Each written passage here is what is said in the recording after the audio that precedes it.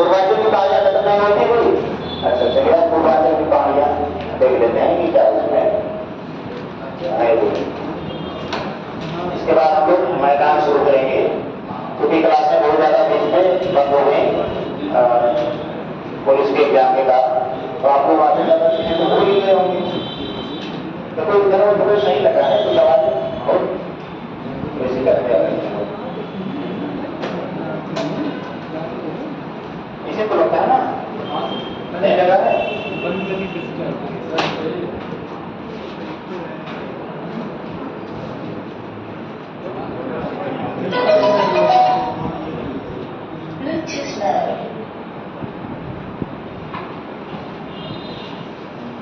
Mobile हमारे रखे इस वजह से लगा हुआ है। चलिए डालिए जी पूर्वांचल की पहाड़ियां।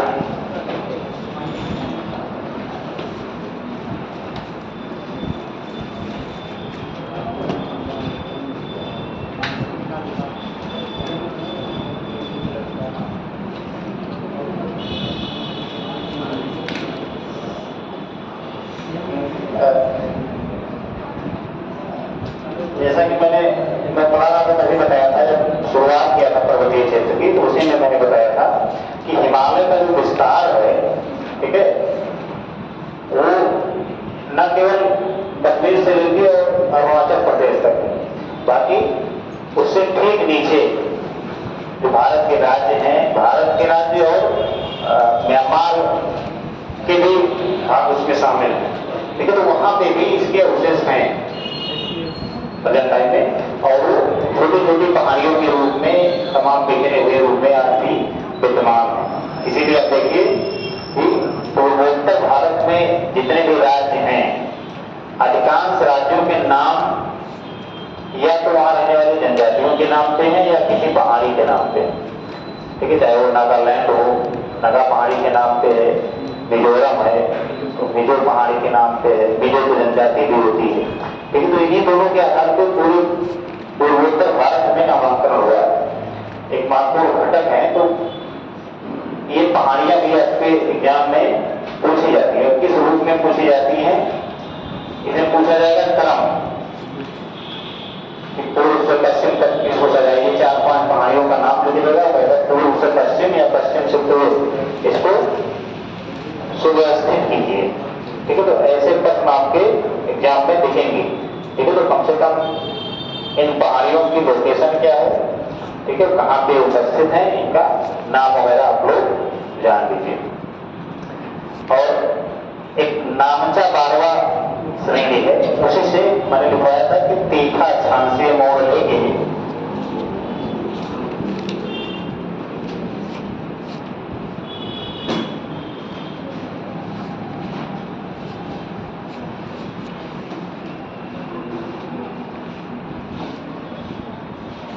हम लोग कहे थे, उसमें ये बताया गया था कि जो हिमालय पर्वत है किस रूप में है, जैसे भारत की लोकेशन है, ठीक है, तो यहाँ से लेके और यहाँ तक तो हिमालय आप लोग मानते हैं यहाँ वही है, इसमें तमाम भारत के राज्य स्थित हैं।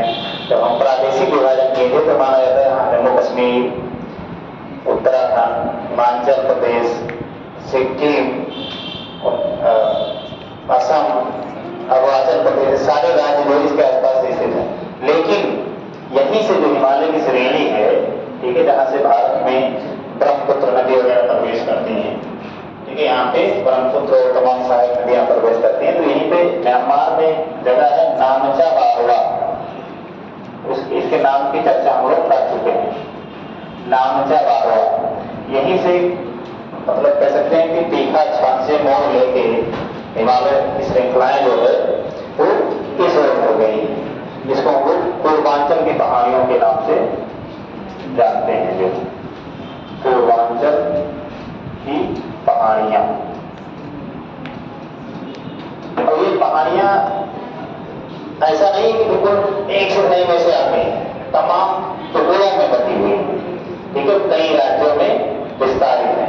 ऐसा नहीं है इधर भी आपको 2-4 श्रेणियां देखने को मिलेंगी, इधर भी 2-4 श्रेणियां देखने को मिलेंगी एक दूसरे नदी से, मतलब एक तरह से जो पहाड़ियों के क्षेत्र हैं वो बहुत असंतुलित उनका वितरण है वो। देखिए जैसे मेघालय में आपकी गारो, खासी, जयंतिया, ये सब पहाड़ियों के नाम है, ठीक है। इनके नाम पे जनजातियों के भी नाम आपको देखने को मिलेंगे। तो गारो, खासी, जयंतिया ये सब जो क्या है, ये सब वहाँ की पहाड़ियों के नाम है। मिकिर, रेंगमा, नगा, मिजो, ये सब वहाँ की पहाड़ियों के नाम है। तो पूर्वांचल की पहाड़ी हम लोग इसके पूरे समृद्ध रूप को बोलते हैं। कि पूरे पूर्वोत्तर भारत में, जब मैं पूर्वोत्तर भारत कहता हूँ तो आप समझ जाते हैं, हाँ, जो 7 सिस्टर भारत के हैं उन्हीं राज्यों की बात होती है। क्योंकि पर्वत और पहाड़ की जब हम बात करते हैं तो किसी एक राज्य, एक देश में नहीं फैले होते हैं। जैसे हिमालय की ही बात की जाए, प्रश्न भी पूछा जाता है हिमालय का विस्तार बढ़ते तो भाई भारत के भौतिक विभाजन में है, लेकिन उसका विस्तार कई देशों तक है। पाकिस्तान भी है, चीन है, पहले तिब्बत था, म्यांमार है, भारत है, ये सब क्या है, ये सब उसके भाग है। यानी इन सारे देशों में पर्वतीय क्षेत्रों के कुछ न कुछ अवशेष या कुछ न कुछ भाग जो है उपस्थित है, मौजूद है जो, ठीक है। क्योंकि भारत के संदर्भ में हम पढ़ रहे हैं तो हम अपने जो पूर्वोत्तर भारत के क्षेत्र में जो हमारे राज्य हैं या जो भी क्षेत्र हमारा वहां पे अवस्थित है, ठीक है, उसी के संदर्भ को लेके हम लोग पढ़ते हैं। तमाम वैज्ञानिकों ने इस बात को सिद्ध किया है कि जो आपका अंडमान निकोबार द्वीप समूह है उसमें भी हिमालय का ही विस्तार हो। इनको समुद्र में डूबा हुआ क्षेत्र है, लेकिन वो जो श्रेणी गई है वो हिमालय पर्वतमाला का ही जो है विस्तार है। देखिए तो बहुत सारे द्वीप, जैसे म्यांमार में मैंने लिखा था सुंडा द्वीप, म्यांमार का ही क्षेत्र है जो बंगाल की खाड़ी में स्थित है जो, तो ये सब उसी का विस्तार है। लेकिन क्योंकि हम लोग स्थलीय भागों के बारे में पढ़ रहे हैं तो यहाँ पे हम हिमालय और पूर्वांचल की पहाड़ियां इसी दोनों के समृद्ध रूप को ही देखेंगे केवल। तो उसमें लिखते चलिए साथ साथ में हम लोग समझते लिखना क्या है, जो एक तरह से की छाप लेना है, थोड़ा सा लिख लीजिए, उसके बाद तो पता है। देखो पूर्वोत्तर भारत में, पीछे तक आवाज जा रही है, माइक क्या लगाए पीछे जा रही है, जा रही है ना, आने तो पता लगे आगे वाले सुन रहे हो, पीछे वाले तो उसे दबे बैठे रहे कि क्या पूछे क्या पूछे। शर्माना उर्माना नहीं है, जो भी प्रश्न आपके दिमाग में है वो आप लोग पूछ सकते हैं, ठीक है। शर्माने तो हम बारात नहीं आए हैं कि शर्माएंगे तो 10 लोग दौड़ेंगे कि भैया ले लो, के लड्डू ले लो, के लड्डू ले लो, या कोई नहीं पूछेगा हमारे अलावा, ठीक है। चलिए देखिए, पूर्वोत्तर भारत में हिमालय का विस्तार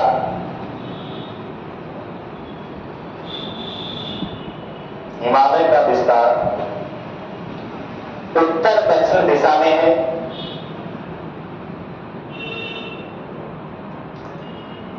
जिसमें कई छोटी छोटी पहाड़ियां अवस्थित हैं, जिसमें कई छोटी छोटी पहाड़ियां अवस्थित हैं,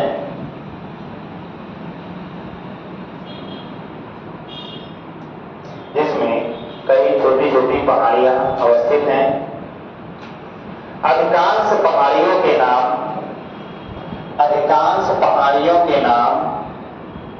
वहां रहने वाली जनजातियों के नाम पर रखे गए हैं।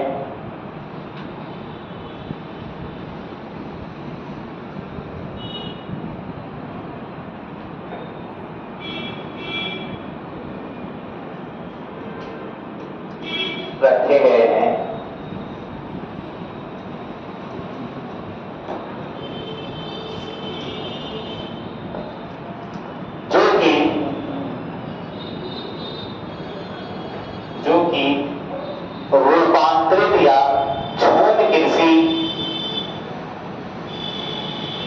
में संलग्न है, जो रूपांतरित या झूम कृषि में संलग्न है, करती है। झूम कृषि करती है, लीजिए आप लोग चौंक जाते हैं सब लोग सुन के, करती हैं।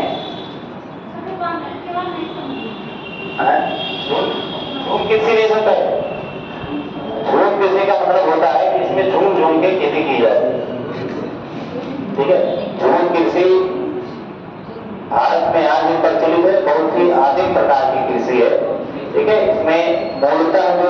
जंगली क्षेत्र होते हैं, ठीक है, उसको जला के काट के साफ कर लिया जाता है और जब तक उसमें उपजाऊपन होता है, ठीक है, उसमें खेती की जाती है, उसके बाद उसको छोड़ दिया जाता है वैसे। तो नए क्षेत्रों में यही गतिविधि पुनः दोहराई जाती है।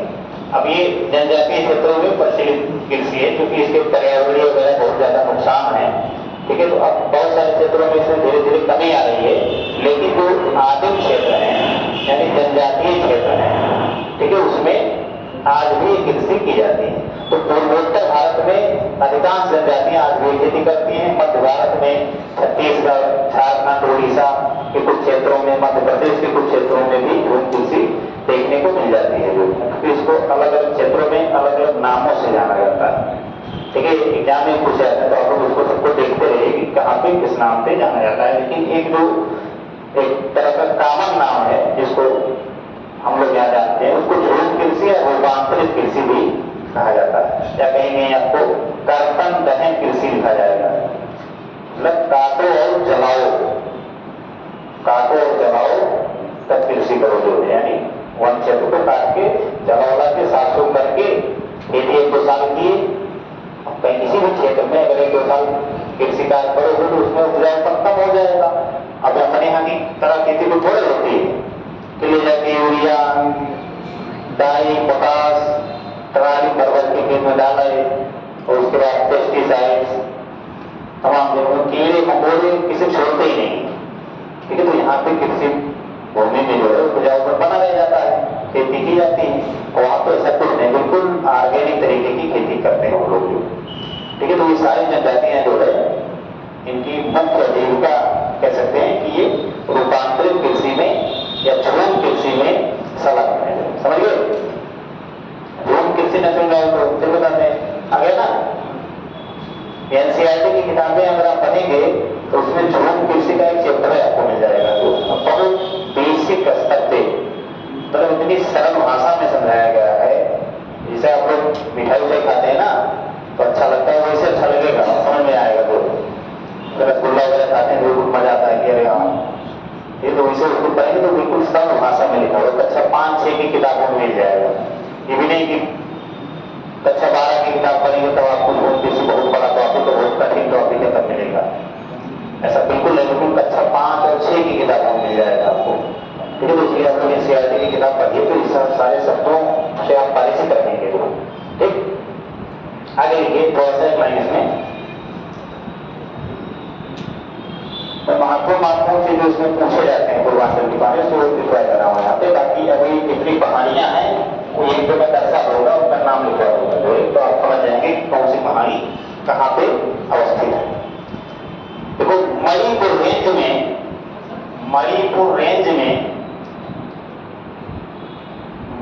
रेंज में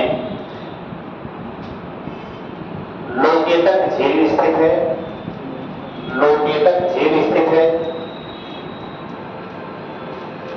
बहुत महत्वपूर्ण यूपीएससी का फेवरेट झील है, समझिए। लोकेतक झील अवस्थित है।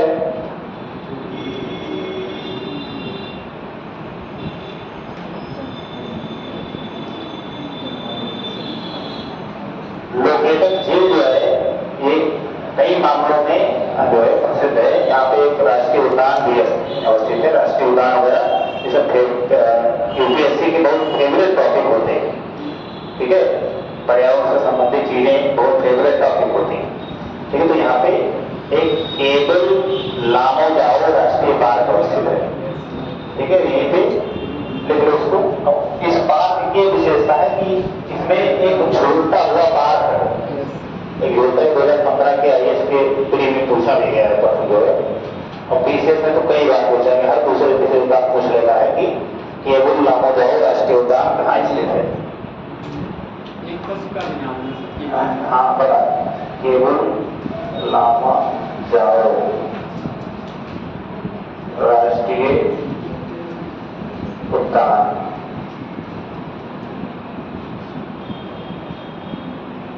और इसी में झूलता हुआ पार्क, झूलता हुआ पार्क स्थित है। देख लो उसको, केबल लामो जाओ राष्ट्रीय पार्क स्थित है जिसमें एक झूलता हुआ बाघ है। पूरे वाक्य को तो मैं समझा देता हूं।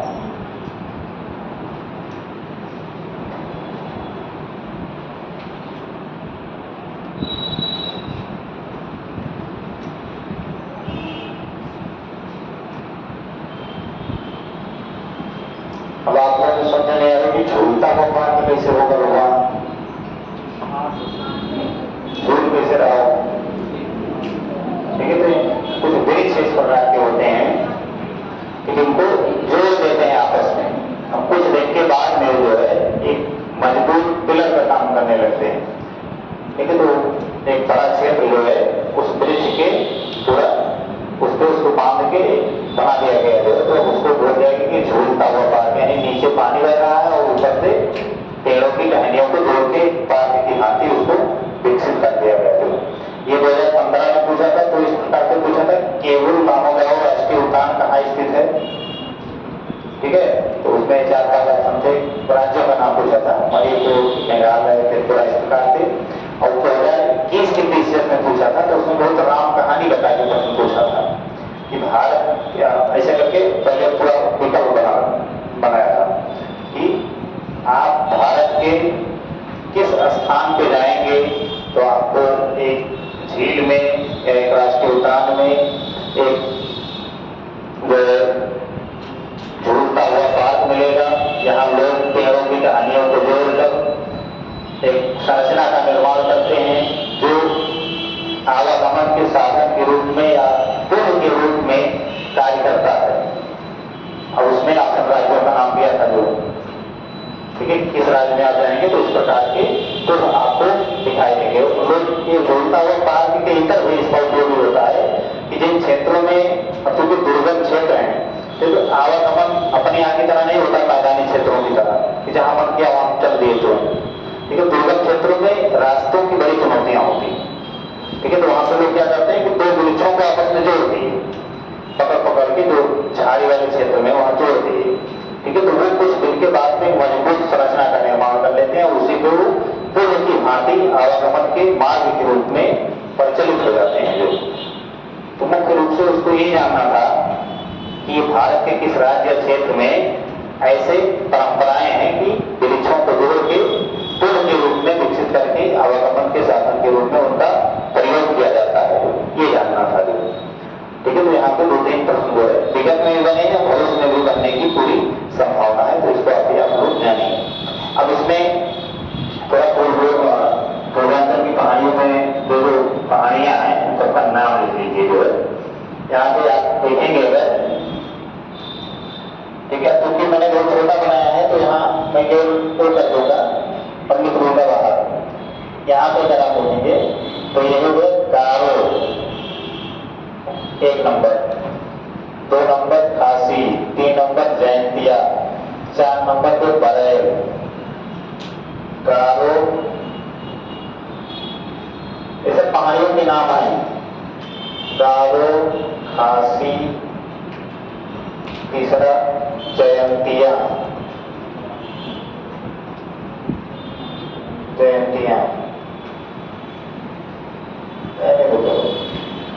और बरेल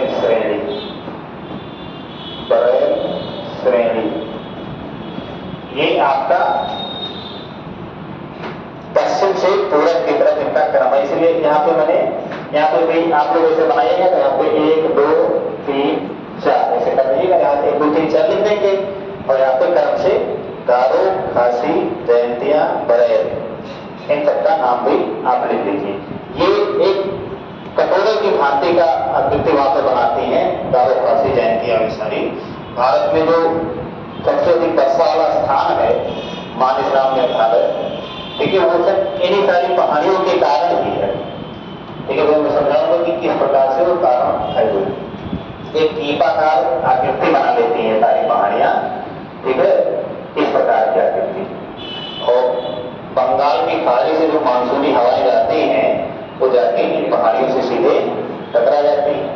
और उन क्षेत्रों में क्योंकि बंगाल की खाड़ी से जाती है तो नमी वगैरह उसमें बहुत पर्याप्त मात्रा में बनी रहती है, जो और बनी रहती है तो इन सारी पहाड़ियों से टकरा के भारी मात्रा में वर्षा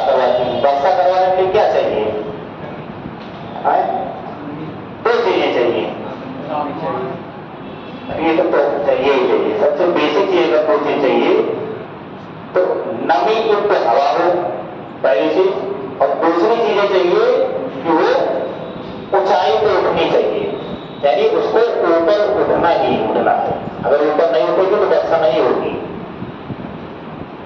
ऊपर अगर वो नहीं उठ पा रही, जैसे राजस्थान में वर्षा क्यों नहीं हो पाती? फिर राजस्थान में भाई इस प्रकार की पहाड़ियां नहीं है कि नमी युक्त हवाओं को ऊपर उठाते हैं। अब वही सारी नमी युक्त हवाएं जाती हैं, हिमालय की श्रृंखलाओं से टकराती हैं और उसके बाद वर्षा होती है। क्योंकि नमी युक्त हवा में संघनन होने के लिए उसका ऊंचाई पे उठना आवश्यक है। ठीक है, आप लोग वायुमंडल जब पढ़े होंगे विश्व के भूगोल में पढ़े हैं ना, तो उसमें बेसिक सिद्धांत है कि जैसे जैसे हम मंडल में सतह से ऊंचाई की ओर बढ़ते हैं वैसे वैसे तापमान में कमी आती है। ठीक है, तो अब क्योंकि नमी युक्त हवा है, अब जैसे जैसे ऊंचाई पे जाएंगे जब तापमान में कमी होती जाएगी तो संघनन होना शुरू हो जाएगा। संघनन यानी वर्षा की बूंदों के रूप में उसका परिवर्तन होना शुरू हो जाएगा और बरसात होगी।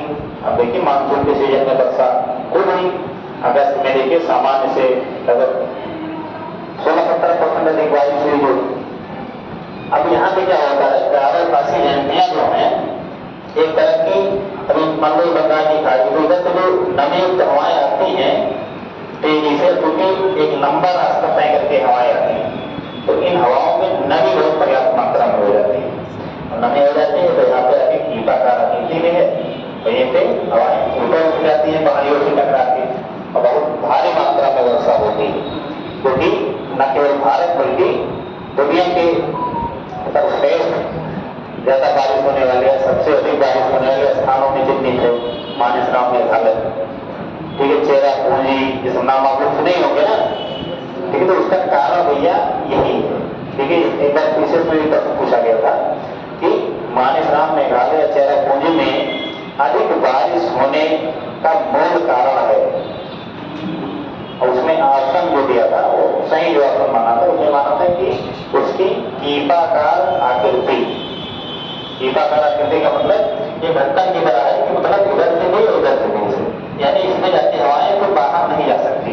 और अगर ये इस प्रकार से होता तो यहाँ से हवाएं जाती इधर निकल जाती, इधर निकल जाती, लेकिन ये इस प्रकार का कीपाकार कि इसमें हवाएं आती रुक जाती हैं और इधर पहाड़ियां हैं और यहाँ पे ऊंचाई पे हवाएं जाती हुए संघनन होता है और भारी मात्रा में वर्षा होती है। कुछ हवाएं श्रृंखलाएं जो इधर पश्चिम बंगाल में प्रवेश करके उत्तर प्रदेश, बिहार, उड़ीसा, छत्तीसगढ़, झारखंड, इन सारे क्षेत्रों में वर्षा कराती हैं। जो इसके बाद जलवायु वाला चैप्टर आएगा तो इन सारी चीजों की चर्चा हम लोग वहां पे करेंगे। इन चारों नाम लीजिए। अब इधर की ऊपर वाली मेरे को ऊपर सबसे ऊपर जो है एक श्रेणी है, यहाँ चार तक हो गया, यहाँ 5 से शुरू करेंगे। ठीक है, 5 इसको बोलते हैं तरल कहते हैं। 6 पट ताई बूम, पट्टाई बूम। 6वां है आपका नगा पहाड़ी। इधर हम लिख लेते हैं, नंबर नहीं डालते हैं, या बहुत ज्यादा करते हैं। इधर लिख लीजिए नगा पहाड़ी।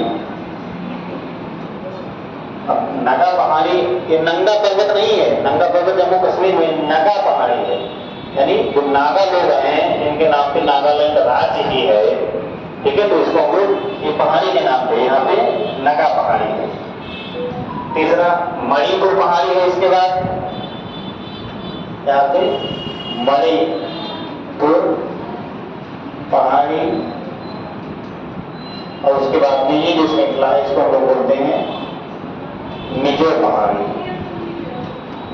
एक सबको बताने की जरूरत ही नहीं है, देखो सब राज्यों के नाम पे हैं। नगा पहाड़ी मतलब नागालैंड, मणिपुर पहाड़ी मतलब मणिपुर, मिजो पहाड़ी मतलब मिजोरम राज्य। ये सब भारत के राज्यों के जो नाम हैं, लेकिन जो पहाड़ियों के नाम पे रखे गए हैं, पहाड़ियों के नाम पे या तो जनजातियों के नाम पे। तो ये नाम पे उत्तर प्रदेश में अधिकांश क्षेत्रों के, अधिकांश शहरों के, अधिकांश प्राकृतिक चीजों के नाम जो है इन्हीं सारे लोगों के जनजातियों के नाम पे या पहाड़ियों के नाम पे ही रख दिए गए हैं।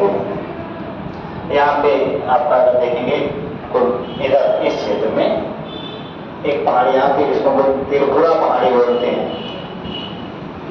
त्रिपुरा पहाड़ी दिख जाएगा? हाँ? पीछे दिख जाएगा? चलो दिख जाएगा, कोई बात नहीं है। तो ये रही भैया आपकी पूर्वांचल की पहाड़ियां। देखिए मैं और बहुत सारी पहाड़ियां छोटी बड़ी है, लेकिन आप बड़ी बड़ी पहाड़ियों को इसीलिए मैंने दो तरफ में बढ़ गया, या तो इसका पूछता है तरफ पूर्व से पश्चिम या पश्चिम से पूर्व, ठीक है, तो इसको आप वैसे भी याद कर लीजिए, गारो काशी जयंतियां बड़े ये चारों।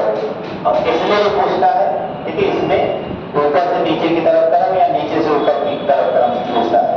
तो सबसे ऊपर आपका पटकाई पहाड़ी, नरा पहाड़ी, मणिपुर पहाड़ी, विजय पहाड़ी, और एक पहाड़ी अलग है त्रिपुरा पहाड़ी, ठीक है। तो ये 7-8 पहाड़ियां जो है इनको आपको केवल याद रखना है पूर्वांचल की पहाड़ियों में, ठीक है। इसमें जो प्रश्न पूछे जाते हैं उनकी चर्चा मैंने कर दी है, ठीक है। कुछ झीलें हैं, लोकटक झील कहाँ के राज्य में है, जो उड़ता हुआ पार्क कहाँ पे है, ठीक है। सब सारे प्रश्न विगत में भी पूछे गए, इसलिए मैंने सबकी चर्चा कर दी है। और मानसरोवर मेघालय में सबसे अधिक वर्षा की होती है, उसका कारण भी आप लोग मोटे तौर पर जान गए। बाकी जब हम लोग जलवायु में भारत का मानसून वाला क्षेत्र पढ़ेंगे तो बहुत बढ़िया से उसमें समझाया जाएगा, ठीक है। अब डालिए भैया जो दूसरा प्राकृतिक प्रदेश है खत्म, इसमें किसी को पूछना है पूछ सकते हैं, नहीं तो क्लास के बाद भी आप पूछ सकते हैं, ठीक है। अब दूसरा डालिए जो भारत का दूसरा प्राकृतिक प्रदेश है, कौन सा है दूसरा? मैदानी क्षेत्र ना, तो लिखो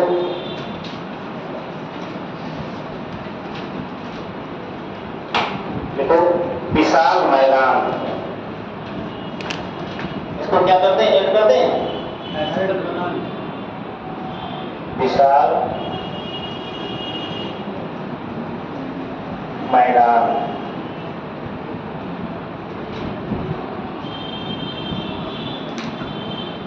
ये दूसरा भूआकृतिक प्रदेश है भारत का। पहला कौन सा था? उत्तर का पर्वतीय प्रदेश।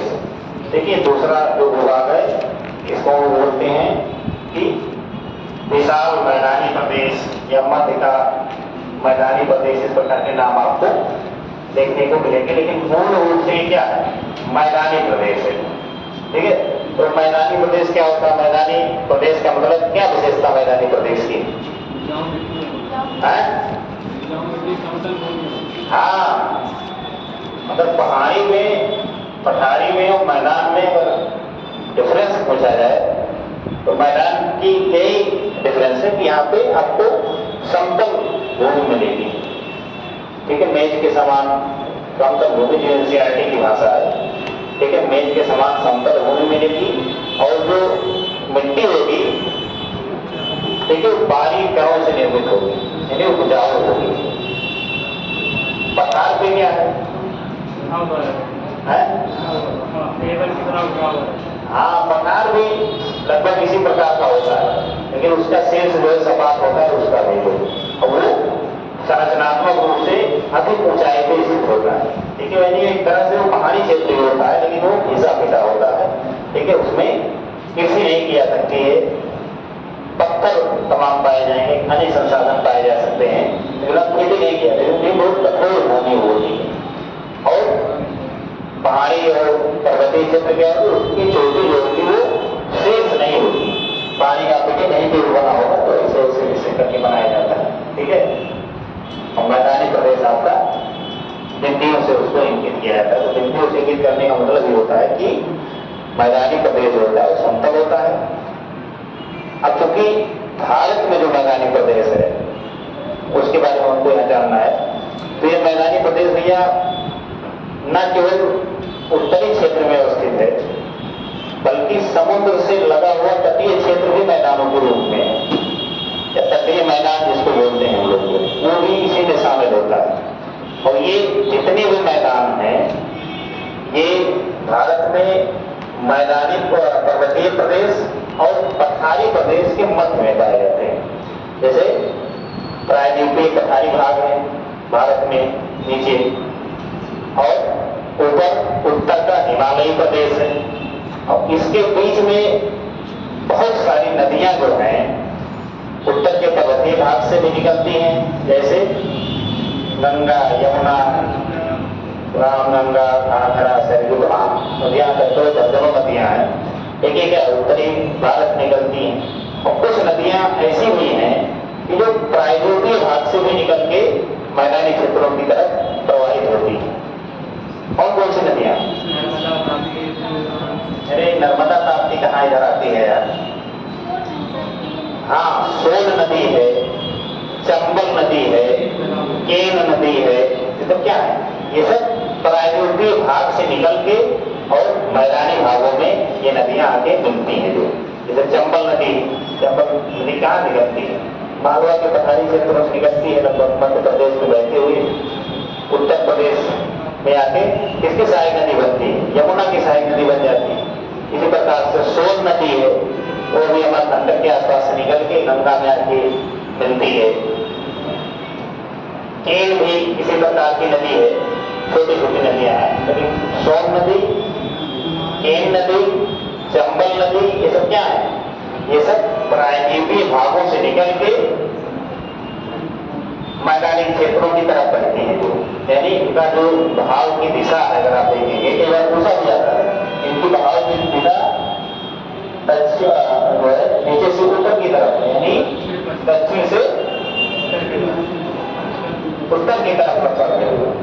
एक बार प्रश्न पूछा जाता है कि भारत में जो संरचनात्मक विशेषता है भूगर्भ की या सतह की, वो तो इस प्रकार का है कि पठारों का जो विस्तार है वो बीच में उभरा हुआ है और अगल बगल जो है वो खाली है। ढाल वाला क्षेत्र है तो उसमें नदियां जो निकलती हैं पठार या पश्चिमी घाट या ऊंचाई वाले क्षेत्रों से, वो नदियां दोनों तरफ बह के जाके समुद्रों में मिल जाती हैं। लेकिन जो मैदानी भाग है इसकी जो आकृति है वो इस प्रकार की आकृति का है कि इसमें जो है दोनों तरफ से नदियां आके मिल सकती हैं। ठीक है, दक्षिण भारत से भी नदियां आके, हालांकि दक्षिण भारत से नदियों की मात्रा बहुत कम है, ठीक है, नाम मात्र की नदियां हैं। ये चंबल, बेतवा, सोन के नहीं बड़ी नदियां हैं, बाकी कई छोटी छोटी नदियां हैं।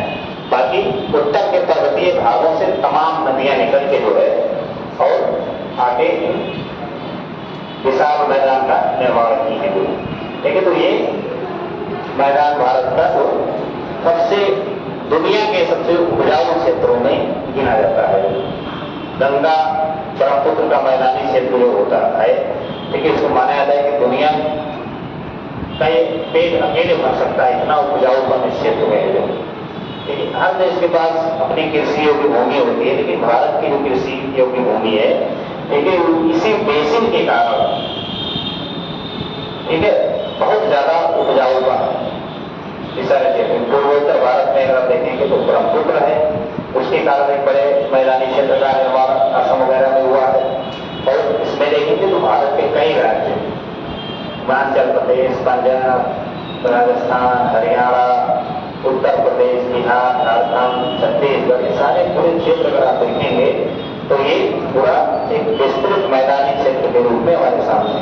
इसमें देखिए कितनी सघन खेती की जाती है, समतल जमीन, जल की उपलब्धता, अच्छी जलवायु का मतलब कि ना अधिक तापमान और ना बहुत कम तापमान। जलवायु का मतलब तापमान से लिया जाता है, मुख्य घटक वही है। तापमान वर्षा को प्रभावित करेगा, आर्द्रता को प्रभावित करेगा। ठीक है, अगर तापमान किसी जगह का सही है तो सब कुछ सही हो जाएगा। देखो तो मानव के सबसे अनुकूल तो यही क्षेत्र है ना, तो इसलिए देखिए कि इन मैदानी क्षेत्रों में सबसे अधिक सघन जनसंख्या पाई जाती है, और सघन जनसंख्या जहां पाई जाएगी वहां सबसे अधिक बेरोजगारी होगी, अपराध की दर सबसे अधिक होगी। ठीक है, कई बार लोग कहते हैं कि दक्षिण भारत के राज्यों में अपराध की दर कम है उत्तर भारत के राज्यों की अपेक्षा। ठीक है, तो सबका कारण कहीं न कहीं से भौगोलिक स्थिति को ही माना जाता है। जहाँ पे चरम बेरोजगारी होगी, गरीबी होगी, संसाधनों के लिए बहुत ज्यादा झगड़े होंगे, अपराध वहां होगा कि जहाँ पे से संपन्न होंगे वहां झगड़ा होगा। बिहार, उत्तर प्रदेश, छत्तीसगढ़, झारखंड, पश्चिम मध्य प्रदेश, ये सारे ऐसे राज्य हैं जिनके पास ऊर्जा के भंडार भरे पड़े हैं, यानी जमीन सबसे बढ़िया उपजाऊ है। ठीक है, तो पेट भरने के लिए तो हो जाता है, जहाँ कृषि कार्य होती है, ठीक है, पेट भरने के लिए हो जाता है। लेकिन इसके इतर गतिविधियों में शामिल नहीं हो पाते। कृषि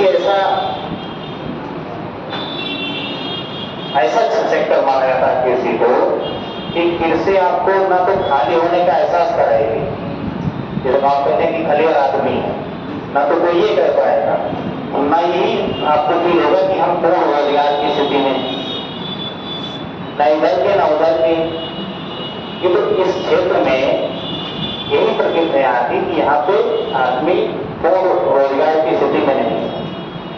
अब पूर्ण रोजगार, अब खेती में कितना काम होता है, 2 महीने काम होगा, फिर 3 महीना बैठो, फिर 1 महीना काम होगा, फिर 2 महीना बैठो, इसी प्रकार से बैठो खाओ पियो, यानी ना तो आप मरेंगे और ना तो आप सही से जिंदा रहेंगे। और अगर आप सही से थोड़ा सा जिंदा रहने का प्रयास करेंगे तो क्या करेंगे, यहाँ से पलायन करेंगे, खेती का काम करने के बाद में प्रयास करेंगे कि अन्य क्षेत्रों में जहाँ पे उनको 10-20 हजार रुपये का रोजगार मिल जाए, उस तरफ पलायन करते हैं। तो देखिए यहाँ पे कितना पलायन होता है। तो थोड़ा सा प्रयास करते हैं कि हमारी जिंदगी थोड़ा सा अच्छी हो जाए, लाइफ स्टाइल, तो ऐसे पलायन करते हैं दिल्ली, मुंबई, कोलकाता, सूरत, लुधियाना, तमाम औद्योगिक रूप से विकसित शहरों की तरफ जो है प्रस्थान करते हैं। और बाकी जो यहाँ बच जाते हैं खाली टाइम में, वो क्या काम करते हैं, कोई मेल काटते हैं, कोई इस अपराध में शामिल है, कोई इस अपराध में शामिल है। अब देखिए इस समय ग्रामीण क्षेत्रों में आप देखेंगे तो सबसे खाली दिन होता है, यहाँ पर बैठा लिए काम क्या है, जिसके पास पशु है वो घास वास लेके आके रख दिया, उसको चारा वारा, उसके बाद कौन सा काम। देखिए चौराहे पे कितनी भीड़ होगी इस समय। अब जहाँ पे आदमी क्लियर होता है, ठीक है, समस्याएं उसी बड़ी शुरू हो जाती है। इस समय पुलिस थानों की स्थिति आप देखिए, मेला लगा रहता है, किसी कोतवाली में चले जाइए, किसी पुलिस थाने में चले जाइए, ठीक, क्योंकि आदमी क्लियर है, वो सारा काम क्लियर समय नहीं करता है, लड़ाई झगड़ा वाला काम। और जैसे भी धान वान तैयार हो जाएगा, उसको काटने में व्यस्त हो जाएगा, सब खत्म। झगड़ा लड़ाई कहें तो पहले धान वान काटो, खाने पीने जुगाड़ हो जाए, उसके बाद लड़ा जाएगा, बाद में देखा जाएगा इनको लोग। ठीक है, तो ये सारी विशेषता जो है मैदानी प्रदेशों की, जो चीजें मैं बता रहा हूँ वैसा नहीं हवा हवाई चीजें आप लोग भी देखते होंगे, सारी चीजें बिल्कुल सी पैटर्न पे काम करती है मैदानी क्षेत्रों में। ठीक है, ये बड़े स्तर पे तो होता ही होता है, ये व्यक्तिगत स्तर पे ही होता है। जिसके घर में अधिक खेती होती है, ठीक है, उसके घर में के बच्चे जो है बहुत कम चांस होता है कि बहुत अच्छी पढ़ाई लिखाई में आगे चले जाए, क्योंकि उसी में रह जाते हैं। कोई ट्रैक्टर चला रहा है, कोई मेड़ काट रहा है, कोई खेत जोत रहा है, हाँ, तो उसी में व्यस्त रह जाते हैं। इतना काम उनके पास हो जाएगा कि सोचेंगे ये हमारी दुनिया है, क्योंकि उससे बाहर नहीं निकल पाते हैं। ठीक है, तो ये ग्रामीण क्षेत्रों की विशेषता पाई जाती है। अगर कोई 10,000 रुपये की नौकरी करने वाला ग्रामीण क्षेत्र में रहने वाला व्यक्ति होगा, तो आपसे लाख गुना उसकी लाइफ स्टाइल अच्छी होगी, ठीक है, बढ़िया रहेगा, आपसे थोड़ा अच्छे खाना खाएगा, आपसे थोड़ा अच्छा कपड़ा पहनेगा, सब कुछ उसका बेहतर रहेगा आपसे, लेकिन आप उसी में रम जाएंगे। ठीक है, तो ये सारी व्यक्तिगत स्तरों पर भी ये सारी चीजें देखने को मिलती हैं। तो अब मैदानी क्षेत्रों को जो विभाजित किया गया है, ठीक है, पहले तो इस विशेषता के आधार पर विभाजित कर दिए गए कि जो संरचनात्मक या जमीन की विशेषता है, तो तराई, भांगर, खाकर, बांगर, 4 क्षेत्रों में विभाजित कर दिया गया। यानी जो हिमालय से लगा हुआ क्षेत्र है, देखिए मिलता है, हाँ, तो हिमालय से लगा हुआ क्षेत्र है, अगर आप इसे देखेंगे तो फिर सटा हुआ क्षेत्र है, तो समझाने के बता रहा हूँ। ठीक है, इसी से बिल्कुल सटा हुआ क्षेत्र है, जहाँ पे जो जमीनी संरचना है वो बड़े बड़े कंकर पत्थर तमाम बड़े बड़े बिल्कुल पहाड़ों से सटा हुआ क्षेत्र है, उसका हम बोलते हैं भांगर। भांगर, ठीक है, भांगर की विशेषता लिखवाएंगे, सब कुछ समझा रहे हैं। भांगर की विशेषता होती है कि वो इतनी बड़ी बड़ी चट्टानों से बना हुआ है, इसमें जो छोटी मोटी नदियां होती हैं वो सब विलुप्त हो जाती है। ठीक है, पता ही नहीं चलेगा नदी बह रही है, पत्थर बड़े बड़े चट्टान पड़े हुए हैं। तो एक संरचनात्मक विशेषता का आधार पे भांगर हो गया। उसके बाद इसी से सटा हुआ क्षेत्र है, हिमालय में लगा हुआ, उसको हम लोग थोड़ा महीन पौधा से बना है, लेकिन नमी पर्याप्त रूप से यहाँ बनी रहती है, जिसको हम लोग बोलते हैं तराई क्षेत्र। तराई क्षेत्र जहाँ पे आप रह रहे हैं तो तराई क्षेत्र, ठीक है। तराई क्षेत्र की दो विशेषता होती है। पहली विशेषता होती है कि ये भांगर से महीन चट्टानों से निर्मित प्रदेश है। दूसरी विशेषता होती है कि यहाँ पे नमी बहुत होती है, क्योंकि जो भांगर प्रदेश की नमी है बड़े बड़े चट्टानों से, वो सब नमी आके यहाँ पे उगती है। यानी जो पानी वहां नहीं दिख रहा था छोटी नदियों के रूप में, वो भी आके इस क्षेत्र में दिखेगा आपको, क्योंकि चट्टानें महीन हो गई, जो बड़ा बड़ा पत्थर रखा उसमें पानी भर दिया जाए वो दिखेगा, लेकिन छोटा छोटा होगा तो उसमें तो दिखेगा ना। तो इस पूरे प्रदेश में नमी बहुत होती है, छोटी चट्टानों से या छोटे अवसादों से निर्मित क्षेत्र है, ठीक है। तो यहाँ पे इन दो चीजों के कारण कई सारी समस्या है, क्योंकि नमी इस क्षेत्र में बहुत है, और नमी जहाँ पे होगी यहाँ पे मच्छर बहुत ज्यादा विकसित होंगे। इसलिए जो मच्छर भगाने का प्रचार आपके टेलीविजन पे वगैरह पे आता है, दूरदर्शन वगैरह पे पहले आता था, ठीक है। ये तो आप सुने ही नहीं होंगे दूरदर्शन होगा, अब कोई सीरियल और भोजपुरी गाना ये लोग देखे होंगे, तो इन सबको ही देखा कीजिए जो है प्रचार वगैरह। तो उसमें मच्छर भगाने के लिए सबसे पहला काम होता है कि अपने घर के आसपास पानी जमा ना होने दें, यानी नमी ना रहे। जहाँ पे भी नमी होगी वहां पे मच्छरों का विकास बहुत तेजी से होगा। और शहरों में तो नालियां बनी हुई, नाली समझो कि मच्छरों का आवास विकास है, समझिए उसके लिए वही समझिए आवास विकास है जो वहीं पे विकसित पर्याप्त मात्रा में होते हैं, ठीक है। देखिए पूरे पूर्वांचल में, ठीक है, मच्छर से संबंधित सभी बीमारियां आप देखेंगे कि यहाँ पे आगे नहीं है। हालांकि टीकाकरण वगैरह बहुत भारी मात्रा में हुआ है, तो अब थोड़ा कंट्रोल हो गई, लेकिन अगर आप 2017-18 के समय को याद करें तो आपके गोरखपुर के हॉस्पिटल में 1-2 दिन में 100-150 बच्चे मर गए थे, ठीक है। ये न केवल भारत में बल्कि पूरी दुनिया में इसकी चर्चा हुई कि भाई इतने बच्चे क्या कैसे मर गए थे, और कैसे मरे थे, जापानी इंसेफ्लाइटिस से, जे इसको बोलते हैं। अभी जे का मतलब जूनियर इंजीनियर में समझाना आपसे, ठीक है। जापानी इंसेफ्लाइटिस मच्छर जनित बीमारी है, ठीक है, खासकर बच्चों को इन्फेक्टेड करती है, ठीक है। इसके कारण बहुत सारे नवजात की मृत्यु होगी, शिशु के छोटे छोटे, ठीक है। ये अंतर्राष्ट्रीय स्तर की न्यूज होगी, ठीक है। इसलिए उसके बाद में देखिए सरकार को समझ में आया कि नहीं भाई इसलिए बहुत बड़े स्तर पर अभियान चलाना पड़ेगा, क्योंकि हमारे यहाँ हजारों की संख्या में, सैकड़ों नहीं हजारों की संख्या में ऐसे बच्चे मारे जाते हैं हर साल। जो आज भी स्थिति है, इसके लिए सरकार क्योंकि उत्तर प्रदेश सरकार अपनी तरफ से प्रयास करती है, इसके लिए चलाया जाता है दस्तक अभियान। और दस्तक अभियान में ही कहा गया कि आधे लोग हैं आलसी, आए आएंगे कोई नहीं, ठीक है। तो अब आप लोग जाइए घर घर जाके टीकाकरण कीजिए, ठीक है। जो स्वास्थ्य कर्मियों को कहा गया कि भाई हो सकता है जागरूकता की कमी हो, समय की कमी हो, बहुत सारे सामाजिक बंधन है, उसका क्या हम लोग अगर टीकाकरण कराने सीएचसी या स्वास्थ्य केंद्र पे नहीं पहुंच रहे हैं तो ऐसा कीजिए वहां पर लोग जाइए, अपना सुई हुई लीजिए और जाइए घर का दरवाजा खटखटाइए, दस्तक दीजिए दरवाजे पे, बताइए कि हम इस टीके की दवा लगाने आए हैं, जो है उनको समझाइए कि लगवा दीजिए। जो अब 1 महीना ये अभियान बहुत सख्ती से चलाया जाता है, ठीक है। एक ग्राम सभा के स्तर पर भी सख्ती से चलाया जाता है कि किसी बच्चे की मच्छर जनित बीमारियों से मृत्यु ना हो। तो ये विशेषता आपके तराई क्षेत्रों की है।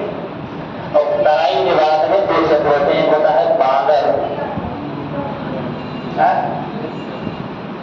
एक होता है बांगर और एक होता है घाघर।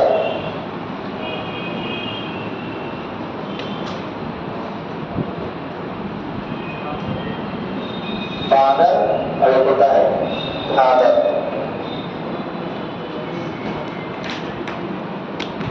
अब ये बांगर और घाघर क्या होता है?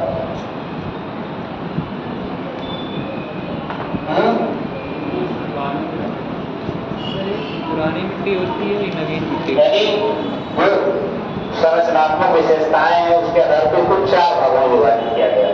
भावर, तराई, खादर एवं बांगर, ठीक है, ये 4 स्तरों में विभाजित किया गया। तो दो आप लोग समझ गए होंगे। ये बांगर का मतलब होता है कि अब चूंकि मैदानों का निर्माण जो है खुद गया क्या, मैदानों का जो निर्माण हुआ है वो अवसादों की से तो हुआ है। जो नदियां हिमालय से और प्रायद्वीपीय भारत से चल के आई, अपने साथ अवसाद लेके आई, ठीक है, तो उसी अवसादों से तो हुआ है, ठीक है। अब ऐसा अवसाद जो बहुत पुराना हो गया, ठीक है, तो उसमें उपजाऊपन जो है या उसकी उर्वरता जो है वो कम हो जाती है। अब ये कहाँ पाया जाएगा, ये नदी के सबसे ऊपरी क्षेत्र में पाया जाएगा, ठीक है, जहाँ पे बहुत पहले पानी आया था 100 साल पहले, अब पानी नहीं पहुंच पाता, इतना ऊंचाई वाला क्षेत्र हो गया। तो ऐसे क्षेत्र में जो चट्टानें होती जिनमें उपजाऊपन या उर्वरता की मात्रा ना के बराबर होती है, उसको हम लोग बोलते हैं बांगर। और तमाम लोकल इसका नाम बोला जाता है, बंजर गाँव में कहते हैं, बांगर बोलते हैं, बांगर भी बोलते हैं, ठीक है, यानी जिसमें खेती ना की जा सके। अब खादर का मतलब कि जहाँ पे हर साल पानी पहुंच जा रहा है, तो हर साल पानी पहुंचने का मतलब है कि वहां की जो मृदा है, ठीक है, उसमें नवीनीकरण हो जाता है। उसका जो नवीनीकरण हो जाता है तो उसमें कोई भी फसल आप बोलेंगे, धान, गेहूं, गन्ना, जौ, मक्का, सब हो जाएगा, ठीक है। जहाँ पे बाढ़ का पानी जिन क्षेत्रों तक पहुंच जाता है वो क्या है, वो खादर, ठीक है। तो खादर, बांगर, भाबर और तराई, ये 4 क्षेत्र इसके संरचनात्मक दृष्टि से हैं। बाकी प्रादेशिक स्तर पर इसको अलग अलग ढंग से विभाजित किया गया है। तो प्रादेशिक बाद में करवाएंगे, पहले आप संरचनात्मक विशेषताओं के आधार पर, संरचनात्मक और ढाल के आधार पर जो विभाजन किया वो देख लीजिए। बाकी प्रादेशिक स्तर पे हम लोग अलग अलग करके देख लेंगे। राजस्थान का मैदान अलग देख लेंगे, ब्रह्मपुत्र का मैदान अलग देख लेंगे, पंजाब का मैदान अलग देख लेंगे, और ऊपरी गंगा, मध्य गंगा और निचली गंगा, ठीक है, इसको 3 भागों में विभाजित करके देख लेंगे। यानी सबसे गंगा के ऊपरी क्षेत्र के जो राज्य हैं वहां पे किस प्रकार का मैदान है, जो मध्य का भाग है वहां पे किस प्रकार का मैदान है, और निचले भाग में किस प्रकार का मैदान है, ठीक है। जाहिर सी बात है कि कोई नदी अगर जहां से निकलती है और जहां पे मुहाना बनाती है, ठीक है, जो जल ग्रहण क्षेत्र होगा, कैचमेंट एरिया होगा, वो उसकी शुरुआत पॉइंट होगी, और जहाँ पे मुहाना बनाएगी, मुहाना का मतलब कि जहाँ वो समाप्त हो जाए, समाप्त होने मतलब कि समुद्र में या किसी बड़े जलीय क्षेत्र में जाके वो मिल जाए, उसके बीच में जो होता है, ठीक है, उसके बीच में उसके अवसाद जो होते हैं वो बड़े अवसाद होते हैं, शुरुआत में जब रुक जाते हैं। सबसे महीन अवसाद होते हैं वो बीच में रुकते हैं, जहाँ नदी सर्पिलाकार आकृति में प्रवाहित होती है। और जब निचले क्षेत्रों में कोई नदी प्रवाहित होती है जहाँ उसको समाप्त होने वाली है, तो तमाम भागों में बच जाती है, इसको वितरिका बोला जाता है, ठीक है। तमाम क्योंकि उसकी जो ढाल है वो बिल्कुल मंद पड़ जाएगी, ठीक है, और जहाँ पे भी थोड़ा जगह पा जाएगी वहीं से बहना शुरू कर देगी, तमाम वितरिकाओं में बढ़ जाएगी। वितरिका का मतलब ये मान लो कोई नदी, मान लो गंदी नदी है, सब किसी प्रकार से जाते हैं मोड़ दिए, लेकिन हम लोग होते हैं। अब ये मान लो पहाड़ी प्रदेश यानी उच्च प्रदेश, यहाँ पे बड़े कंकर पत्थर लोग तो पहले रुक जाएंगे, ठीक है, तो ये कुछ अलग प्रकार का मैदान होगा, और बीच में आएगी तो यहाँ पे जो महीन अवसाद है वो रुक जाएंगे, महीन अवसाद रुक जाएंगे तो जाहिर सी बात है कि नदी का ढाल भी इससे कम होगा। तो यहाँ से जो नदी के बहाव की दर वो भी तेज होगी, जहाँ पे बहाव की दर भी मंद होगी। अब बहाव की दर मंद होगी तो ये सर्पिलाकार आकृति में प्रवाहित होना शुरू हो जाती है, और यहाँ पे क्या हो जाएगा, इतनी इसकी गति मंद हो जाएगी कि ये बिल्कुल कोई प्रवाह इसमें नहीं बचेगा, जिधर पाएंगे उधर बह जाएगी, ठीक है। तो ये आपको पश्चिम बंगाल में देखने को मिलेगा, जो गंगा ब्रह्मपुत्र का डेल्टा वाला क्षेत्र है, सुंदरबन डेल्टा, ठीक है, तो वहां पे आपको देखने को मिलेगा। गंगा की नदी कई भागों में बच जाती है, तो हम पढ़ाएंगे आपको अफवाह में, ठीक है, यहाँ पे कोई ऐसे समझा रहे। तो पहले हम लोगों को विशाल जो मैदान है, ठीक है, इसको इन 4 भागों में पहले देख लेना, उसके बाद हम प्रादेशिक विभाजन बाद में करवाएंगे, ठीक है, नहीं तो आप लोग हो जाएंगे कन्फ्यूज, ठीक है। तो लिखिए, अब इसमें थोड़ा लिखने वाला काम आ गया। अब तो गए होंगे आप लोग, है तो ये कहने से थोड़ा आप लोगों को मिलती होगी शांति। अभी मैं कहीं जब तक थके तो होंगे नहीं, तो आप लोग उनको बहुत भूख लगी होगी, वो मन ही मन 2-4 गाली तो मुँह से दे देते, कह रहे यार हमारे डालना है, और ऊपर से भी कह रहे हैं कि थके नहीं होगी। ठीक है, तो थक ही गए होंगे आप लोग भाई है। कितने लोग खाना वाना नहीं खाए हैं? बहुत कम लोग नहीं खाए, बाकी लोग तो हम खा के पहुंचे ही हैं, एक थाली एक परात है।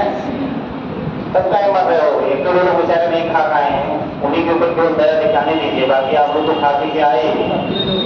कौन लोग नहीं खा पाए? हाथ उठाइए।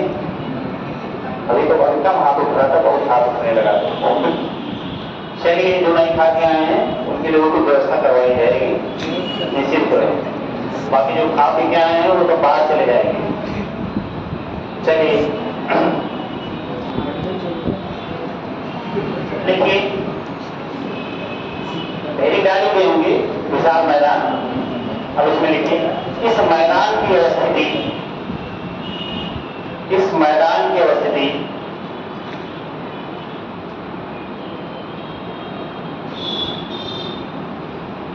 हिमालय पर्वत श्रेणी एवं प्रायद्वीपीय भारत के बीच में है, एवं प्रायद्वीपीय भारत के बीच में है।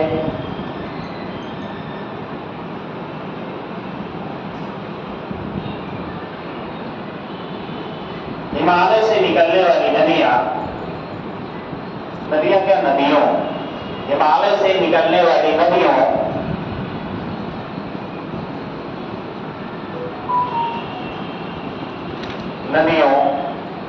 अब ब्रैकेट में इनमें नदियों जहाँ लिखे वहीं पे 4-5 नदी का नाम लिख लीजिए। गंगा, यमुना, ब्रह्मपुत्र, घाघरा, ऐसे 2-4 नाम जो हिमालय पर्वतमाला से निकलती है उसका नाम लिखिए। देखता हूँ कौन कौन क्या लिखा है, पूछता हूँ। देखिए, ब्रैकेट बंद कर दीजिए। तथा प्रायद्वीपीय क्षेत्र की तथा प्रायद्वीपीय क्षेत्र की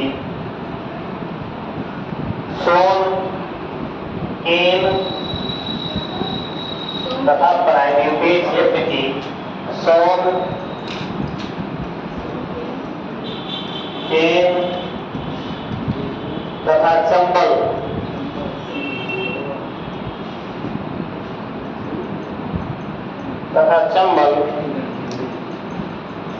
आदि के द्वारा बहाकर लाई गई, आदि के द्वारा बहाकर लाई गई मिट्टी के जमाव से, आदि के द्वारा बहाकर लाई गई मिट्टी के जमाव से इस उपजाऊ मैदान का निर्माण हुआ है।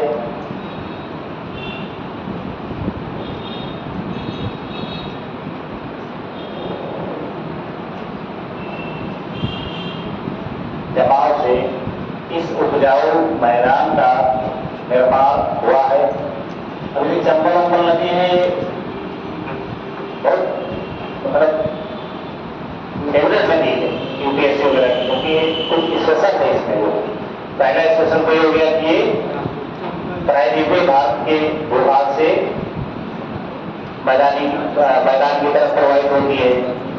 दूसरा इसका होगा इसमें घड़ियाल वगैरह भी पाए जाते हैं।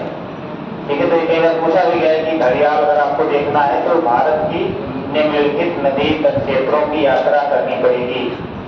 ठीक है, तो उसमें देगा ऑप्शन जो है ये पूछा गया था शायद 2000 मुझे याद है 2018 की यूपीएससी में पूछा गया था कि अगर आपको स्वच्छ जल के घड़ियाल देखने हैं तो निम्नलिखित किन नदियों की यात्रा आपको करनी पड़ेगी। ठीक है, उसमें आपने दिया गया था यमुना, गंगा, सोन, चंबल। ठीक है, तो दूसरी विशेषता इसकी ये होगी कि चंबल में घड़ियाल वगैरह पाए जाते हैं जो स्वच्छ जल के घड़ियाल होते हैं। घड़ियाल भी 2 तरीके, बहुत सारे तरीके होते हैं। तो समुद्र वगैरह में जो रहते हैं वो खारे पानी में रहते हैं, और स्वच्छ जल वाले, स्वच्छ जल यानी नदियों में वो प्रभावित होते हैं। और तीसरी जो विशेषता है चंबल की है वो तीसरी है कि ये उत्खात भूमि बनाती है। उत्खात भूमि का मतलब हो गया कि बहुत सारा कटाव करती है। प्रायद्वीपीय नदियों की विशेषता है कि वो सकरे मार्गों से होकर प्रवाहित करती है। जब सकरे मार्ग में अब पानी की मात्रा ज्यादा होगी तो उनकी गति भी ज्यादा होगी पानी की बहने की। जब गति ज्यादा होगी तो अगल बगल कटाव बहुत करेगी नदियां। ठीक है, तो इस प्रकार की उत्खात भूमि बन जाती है कि नाले के रूप में, तो उसमें पूरे क्षेत्र में आप छूट सकते हैं।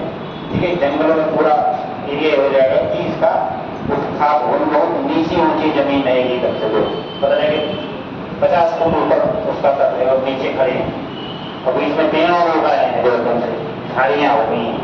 ठीक है, तो इस प्रकार के क्षेत्रों में सबसे महत्वपूर्ण विशेषता जो होती है वो भारत के जितने 80 और 90 के दशक के अपराधी थे, डाकू थे, सब इसी जाके छुप जाते थे। और सरकार की या पुलिस की हिम्मत नहीं होती थी कि कोई जाके यहाँ पे पता नहीं 10 लोग गए, 2 लोग लौटे। ऐसे 4 घटना हो गई, किसी पुलिस वाले की हिम्मत होती आ जाने की। तो बहुत सारे इसी प्रकार के डाकू बदमाश लोग जो है रहते थे जो शासन प्रशासन के लिए एक बहुत बड़ी चुनौती का काम करते थे। और ये अभी तो उसका इतिहास है, आज भी लोग वहां रहते हैं, लेकिन आज उस लेवल पर चीजें नहीं रहेगी क्योंकि अब प्रशासन अब पता लगे ड्रोन छोड़ देंगे ऊपर, कहाँ छुप पाओगे? ड्रोन से पूरा वीडियोग्राफी कर लेंगे और तब ड्रोन वगैरह था नहीं। ठीक है, तो ड्रोन वगैरह नहीं था तो इसलिए वो आसानी से छुप जाते थे। अब हेलीकॉप्टर से ड्रोन नहीं पाते थे, ड्रोन नजदीक जाके आपको फोटोग्राफी कर सकता है।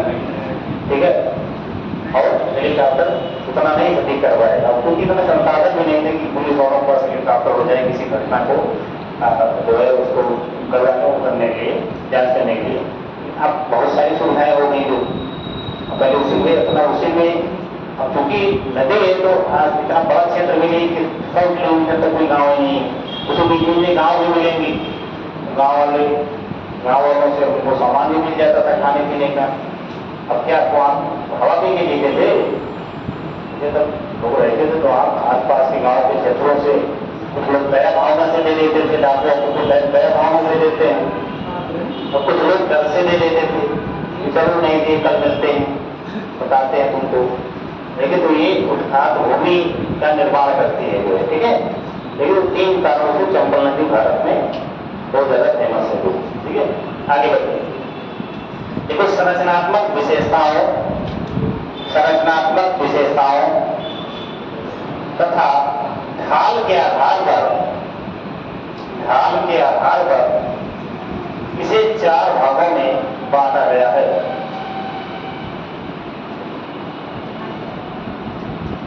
संरचनात्मक विशेषताओं एवं ढाल के आधार पर इसे 4 भागों में बांटा गया है। 4 भागों में बांटा गया है। अब पहला लिखो, नाम लिख लो चारों का, बताने की जरूरत है।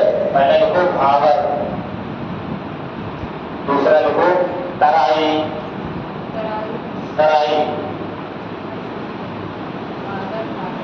बाबर, तराई, बागर, खादर। कितना होता है? मरे जा रहे हो तो ठीक नहीं पा रहे हो।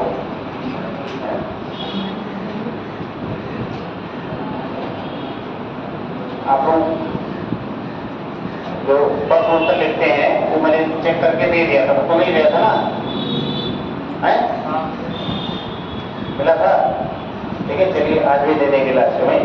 ठीक है, लिखते रहिए आप लोग। कुछ लोग अच्छा लिख रहे हैं, कुछ लोग बहुत ही अच्छा नहीं लिख रहे हैं। ये तो नहीं है उनकी बेकार लिख रहे हैं, घटिया लिख रहे हैं, तो बहुत अच्छा नहीं लिख रहे हैं। भविष्य में लिखने की संभावना है तो ही वो लोग अच्छा लिखेंगे लोग। ठीक है, उच्चारण नाम लिखिए, यानी ढाल एवं संरचनात्मक विशेषताओं के आधार पर 4 भागों में मैदानों को विभाजित कर दिया गया है। अब पहला लिखिए भावर। अब लिखने की वजह समझाएंगे कम, जहां कोई ऐसा शब्द आएगा वहां समझाएंगे। भावर का मैदान, पहले ही करो, भावर का मैदान।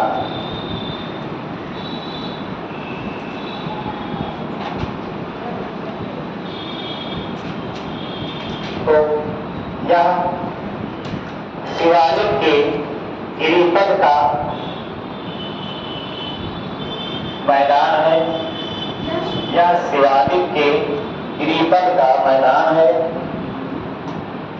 गिरिपद का मैदान है।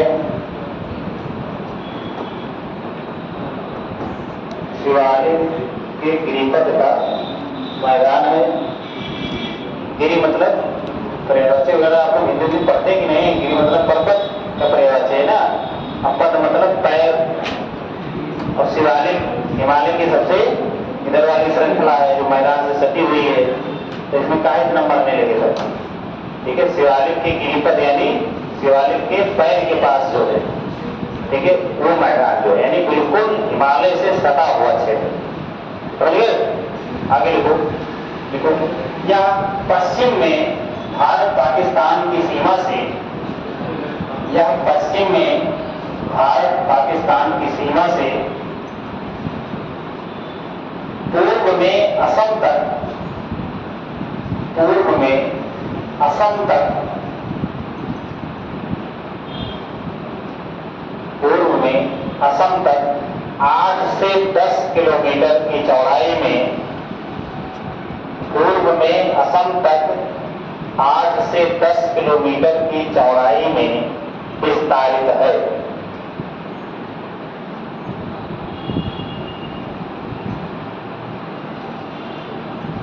विस्तारित है यानी समझ गए बात ना?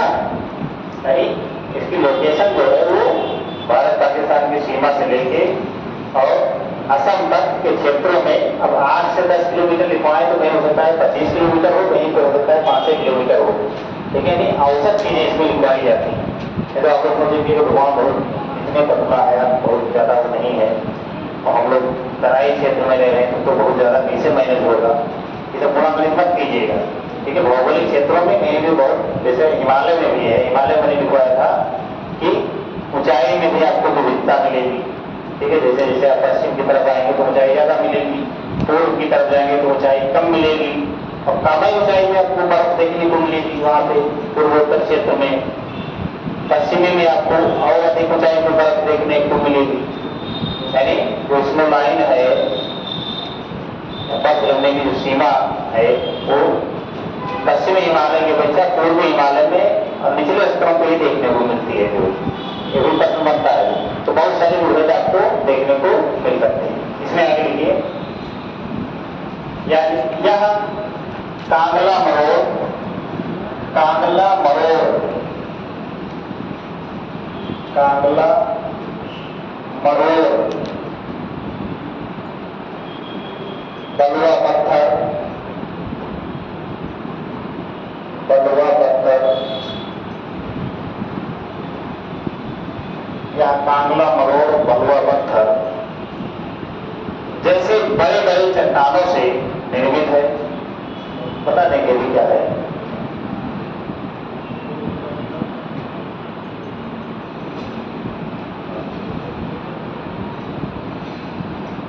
कांगला मरोड़ का बलुआ पत्थर जैसे बड़े बड़े चट्टानों से निर्मित है, यानी लगभग लगभग जो पर्वतीय चट्टाने हैं वही नदी के अधिक वेग के कारण इस क्षेत्रों में लुढ़क लुढ़क के पहुंच गई। कहने का मतलब बलुआ पत्थर के बड़े बड़े चट्टाने आपको इस क्षेत्रों में देखने को मिलेगी, यानी इस क्षेत्र की पारगामिता जो है वो ज्यादा है, यानी पानी नीचे से बह जाएगा और पता ही नहीं पाएंगे आप, ऊपर से देखेंगे तो सूखा क्षेत्र लगेगा जो, यानी बड़ी बड़ी चट्टाने तो उसके नीचे से जल वगैरह का बहाव आसानी से हो जाता है, ऊपर दिखाई नहीं देता। इसीलिए कहा जाता है कि भावर क्षेत्र में बहुत सारी ऐसी नदियां हैं जो विलुप्त हो जाती हैं। इस क्षेत्र में इतने बड़े बड़े पत्थर के टुकड़े हैं कि इस क्षेत्र में छोटी मोटी नदियां विलुप्त हो जाती, केवल बड़ी नदियां गंगा यमुना जैसी बड़ी नदियां ही दिखाई पड़ती हैं, क्योंकि इस क्षेत्र में चट्टानी संरचना है वो बहुत बड़े बड़े पत्थर वगैरह है, तो इस कारण से यहाँ विलुप्त हो जाती है। तो निकलो ये बात, अतः इनकी पारगामिता बहुत अधिक है, अतः इनकी पारगामिता बहुत अधिक है। यही कारण है कि, यही कारण है कि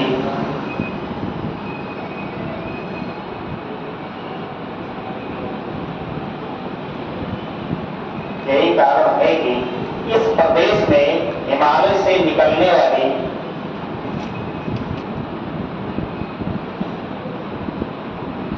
प्रदेश में हिमालय से निकलने वाली गंगा एवं यमुना जैसी बड़ी हुई नदियां, यमुना जैसी बड़ी नदियां भी दिखाई देती हैं।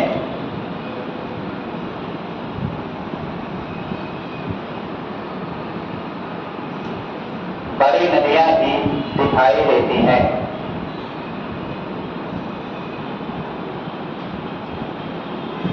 अन्य नदियां, अन्य छोटी नदियां विलुप्त हो जाती हैं। अन्य छोटी नदियां विलुप्त हो जाती हैं।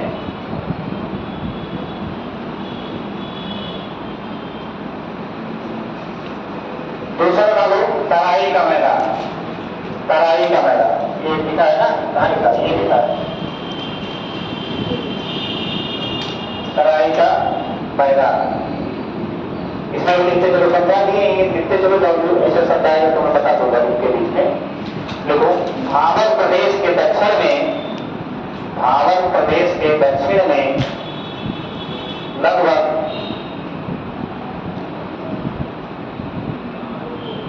12 से 15 किलोमीटर की चौड़ाई में, 12 से 15 किलोमीटर की चौड़ाई में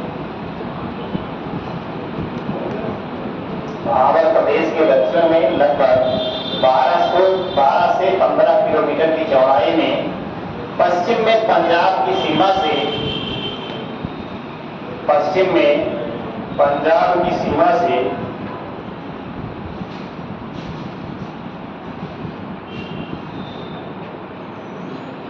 पूर्व में तीस्ता नदी तक विस्तारित है। पूर्व में तीस्ता नदी तक विस्तारित है। तीस्ता नदी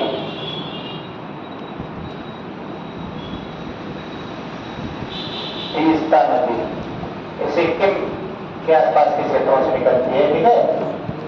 बांग्लादेश में जाके गंगा की तमाम सहायक नदियों में मिलके बंगाल की खाड़ी में अपना मुहाना बनाती है। इसी नदी को लेकर भारत और बांग्लादेश के मध्य कई बार विवाद हुआ, इसलिए कई बार प्रश्न पूछा जाता है। यूपी का पेपर उसमें पूछा गया कि तीस्ता जल विवाद जो है, या इस तरह में पूछा था, लिखा था कि भारत एवं बांग्लादेश के मध्य निम्नलिखित में से किस नदी के को लेकर जल विवाद है, ठीक है। तो उसमें कई नदियां, जैसे गंगा दिया था, ब्रह्मपुत्र दिया था, एक आरोप को दिया था और तीस्ता दिया था। तो भारत और बांग्लादेश के मध्य में तीस्ता जल विवाद है, ठीक है। हाँ, लिखो तीस्ता नदी तक इसका विस्तारित है, क्योंकि यह नदियों के बारीक अवसादों से निर्मित एक मैदान है। क्योंकि यह नदियों के बारीक अवसादों से निर्मित मैदान है।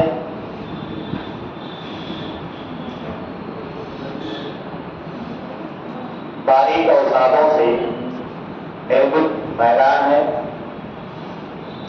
जिसका ढाल अत्यंत ही कम है, जिसका ढाल अत्यंत ही कम है।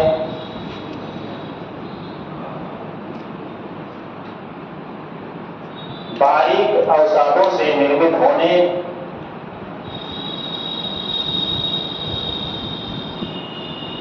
तथा समतल होने के कारण, बारीक अवसादों से निर्मित होने तथा समतल होने के कारण, समतल होने के कारण भावर प्रदेश में लुप्त होने वाली नदियां, भावर प्रदेश में लुप्त होने वाली नदियां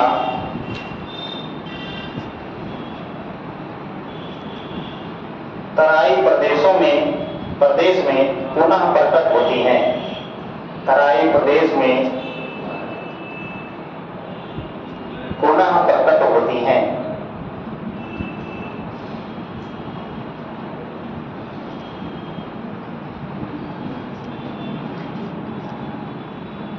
इस प्रदेश में नदियों का वेग कम हो जाता है। इस प्रदेश में नदियों का वेग कम हो जाता है।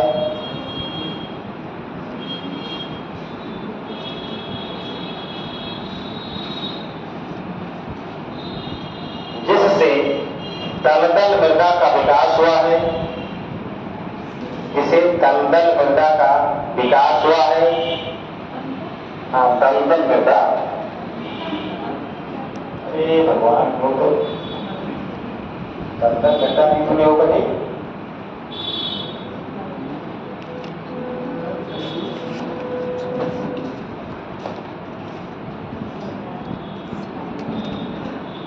दलदल मृदा, जिस मृदा में नमी की मात्रा ज्यादा हो, पानी ज्यादा हो, ये तो दलदल मृदा होगी। किस तरह से तुम लोग आए होती, दलदल मृदा नहीं जानते हो लोग।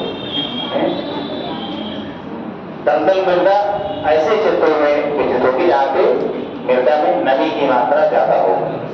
तो इसमें आगे बढ़ा दो, क्या लिखो, नदियों का वेग कम हो जाता है, जिससे दलदल मृदा का विकास हुआ,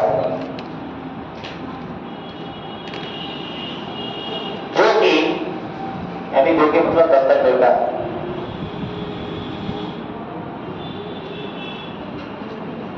मच्छरों के विकास के अनुकूल होती है, जो कि मच्छरों के विकास के अनुकूल होती है। इसीलिए तराई प्रदेश में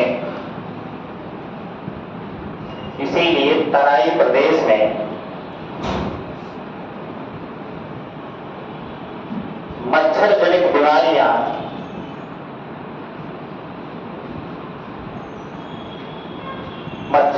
बीमारियां तथा उससे होने वाली मौतें एक चुनौती हैं। मच्छर जनित बीमारियां तथा उससे होने वाली मौतें एक चुनौती हैं।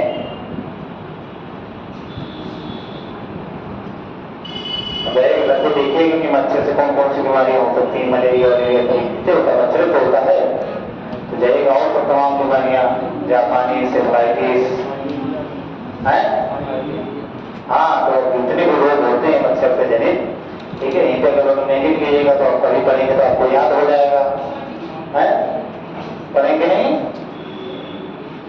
कौन सी चर्चा चल रही है इस दोनों लोगों में, है, चर्चा करना तो मत करो। तीसरा रूप आज ही खत्म करना है इसको, चारों को। तो ये हुआ है भाई, बांगर का मैदान, तीसरा बांगर है ना। हाँ, बांगर का मैदान लिखो, इधर ज्यादा नहीं लिखना है, बहुत कम लिखवाएंगे। लिखो, नदियों के पुराने जलोर से निर्मित, नदियों के पुराने जलोर से निर्मित, नदियों के पुराने जलोर से निर्मित मैदान को बांगर मैदान कहते हैं।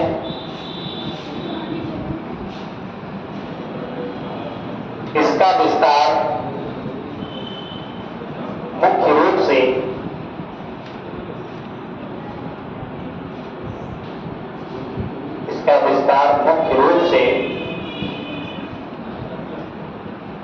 राजस्थान, पंजाब, हरियाणा, एनसीआर,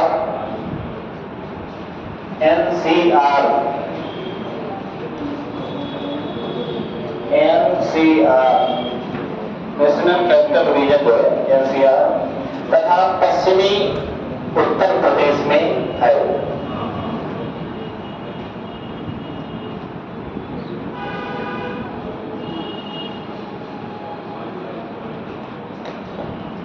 तो ऐसे क्षेत्र का मतलब सीधा सा जानिए कि ऐसे क्षेत्र जो उपजाऊ नहीं है, जहां नदी जो है, नदी का जो नवीन अवसाद है वो नहीं पहुंच पाता है। तो ऐसे प्रदेशों को अलग अलग राज्यों में अलग अलग नामों से, अलग अलग क्षेत्रों में अलग अलग नामों से जाना जाता है। जैसे उत्तर प्रदेश में जो बिजनौर और सब एरिया है, उन सारे एरिया में इसका नाम मुरादाबाद बिजनौर जो क्षेत्र है उसमें कहा जाता है धूल मृदा। धूल तो आपको कल के दिन में ये मृदा छूट गई, धूल मृदा। पश्चिम बंगाल के कुछ क्षेत्रों में इसको परिंद का मैदान कहा जाता है। लेकिन तो यानी अलग अलग लोकल नामों से जाना जाता है, लेकिन बांगर का सीधा से मतलब आपके दिमाग में होना चाहिए कि ऐसी मृदा जिसमें उत्पादक ठीक है, और वहां पे नवीन अवसाद वहां नहीं पहुंचते। अब चौथा देखो, खादर का मैदान, खादर,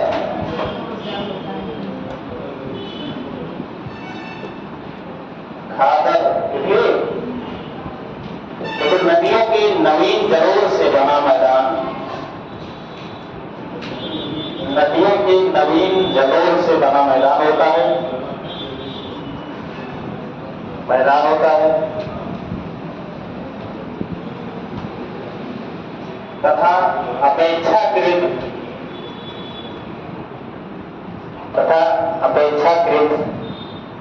निचला क्षेत्र होता है, निचला क्षेत्र होता है,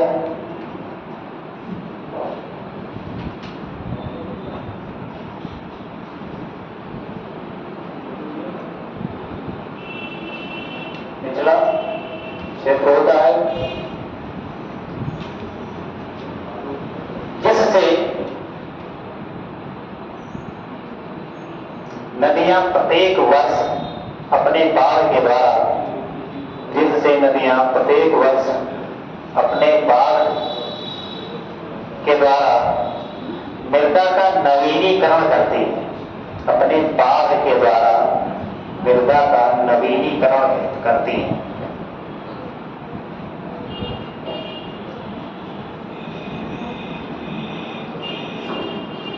नवीनीकरण करती हैं।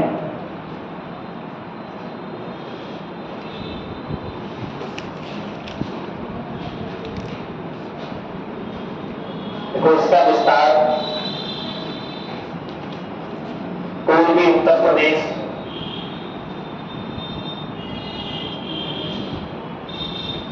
बिहार, बंगाल, असम आदि राज्यों में देखने को मिलता है।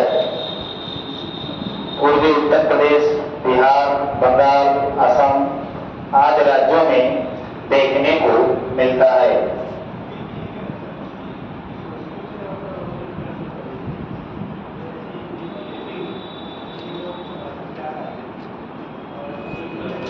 उत्तर प्रदेश, इसमें आगे बढ़ो, उत्तर प्रदेश तथा सटे हुए प्रदेशों में इसे खादर भूमि, इसे खादर भूमि वैसे नाम, इसे खादर भूमि, जबकि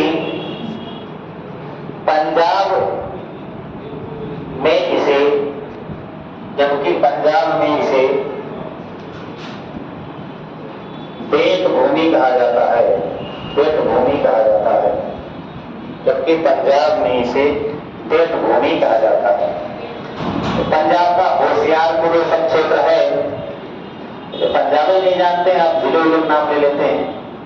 मैं तो देखा कि आप लोग पंजाब में जो होशियारपुर का क्षेत्र है उस एरिया में इसको बेट भूमि कहा जाता है। बेट भूमि का सीधा मतलब कि ऐसा निचला प्रदेश जहाँ पे बेट का मतलब क्या होता है, नमी होता ही नहीं। ये देखो लग रहा है आप लोग, बेट भूमि का मतलब कि नमी वाला प्रदेश, तो इसलिए कुछ जैसे पूछा जाएगा ऐसे क्या में कि भैया बेट भूमि निम्नलिखित में से किसका उदाहरण है या किस प्रदेश में पाया जाता है। प्रदेश पूछे तो पंजाब, क्षेत्र पूछे तो होशियारपुर पंजाब का, और कैसी भूमि है तो ये खादर भूमि है, वो भी निचले क्षेत्रों में जहां नदियों के नवीन जलोढ़ प्रत्येक साल पहुंचते हैं। जैसे देखो आप बस्ती नदी प्रवाहित होती है पुराना, तो अमूमन हर वर्ष उसमें बाढ़ आती ही आती है, आती कि नहीं आती? देखो भगवान, तुम लोग ये भी नहीं करो कि हाँ आती है, कोई देखी नहीं हो क्या नदी होती, घाघरा नदी है, गंगा नदी है, यमुना नदी है, ये सब क्या, ये सब ऐसी नदियां हैं कि यहाँ तो ये अपने आसपास के 10-20 किलोमीटर के क्षेत्रों में अवसादों को छोड़ती वहां तक इनका पानी पहुंचता है, तमाम वितरिकाओं के माध्यम से, सहायक नदियों के माध्यम से यहाँ पर उनका प्रभाव देखने को मिलता है। तो जमीन का जो है नवीनीकरण हो जाता है, और जहाँ पर जमीन का नवीनीकरण होगा तो उसमें उपजाऊपन की मात्रा बढ़ेगी, और ऐसे क्षेत्रों में कृषि कार्य आसानी से किए जाएंगे। इसमें जो तराई क्षेत्र है कि मूल रूप से वनों से ढका रहने वाला क्षेत्र था, जो तराई क्षेत्र में कृषि कार्य नहीं होते थे पहले, लेकिन जितना तराई क्षेत्र है, क्योंकि इसमें कृषि कार्य नहीं हो पाते थे, इसीलिए नहीं हो पाते तो फिर नमी बहुत ज्यादा होती थी, और जहाँ पे नमी ज्यादा होगी वहाँ पे केवल मच्छर नहीं विकसित होंगे, वहाँ खरपतवार भी बहुत विकसित होंगे। ठीक है, खरपतवार विकसित होंगे तो उसमें किसी भी प्रकार की खेती करना संभव नहीं होता है। तो अब तो तमाम खरपतवार नाशक दवाएं आने लगी, लेकिन पहले दवाएं नहीं थी। अब इस पूरे क्षेत्र को कृषि भूमि में बदल दिया गया, पूरे तराई प्रदेश को कृषि भूमि में बदल दिया गया है। जो पत्र पूछे जाते हैं कि भाई तराई प्रदेश जो है, ठीक है, वो आपको कहाँ मूल रूप से देखने को मिलेगा? तो मूल रूप से अगर आपको तराई प्रदेश देखना है तो नेपाल के कुछ क्षेत्रों में आपको तराई प्रदेश दिखेगा, लेकिन अपने यहाँ माना जाता है कि गोरखपुर, बस्ती का कुछ क्षेत्र, सिद्धार्थनगर, बलरामपुर, श्रावस्ती, गोंडा, पीलीभीत, यहाँ तक कि आप शाहजहांपुर तो चले जाइए उत्तर प्रदेश के क्षेत्रों में, ऐसा तराई के क्षेत्रों में आता है, लेकिन मूल तराई का भाग है उस रूप में आप उसको नहीं देखेंगे। हालांकि जैसे आप बहराइच में चले जाएंगे, करतनिया घाट का जंगल, उन सारे क्षेत्रों में आपको एहसास होगा कि आप किसी विशिष्ट प्रदेश में हैं। 10-20 किलोमीटर तक आपको जंगल दिखेगा।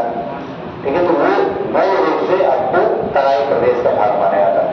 लेकिन अब बता दो बड़े बन तराई प्रदेश तो बड़े बन तराई प्रदेश कह पाएंगे? भौगोलिक रूप से तो है भाई, तराई प्रदेश का ही भाग माना जाता है, पूरा आता जाता पूर्वांचल।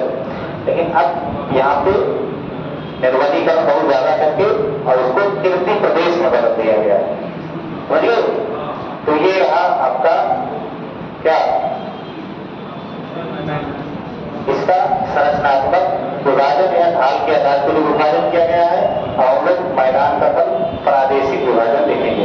ठीक है, चलो जाओ वास्तव में सुनाई।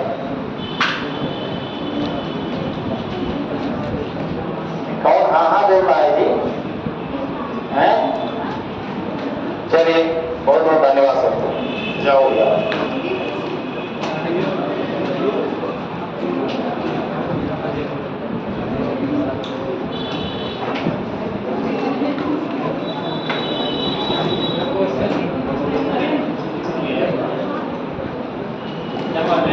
Yes, sir.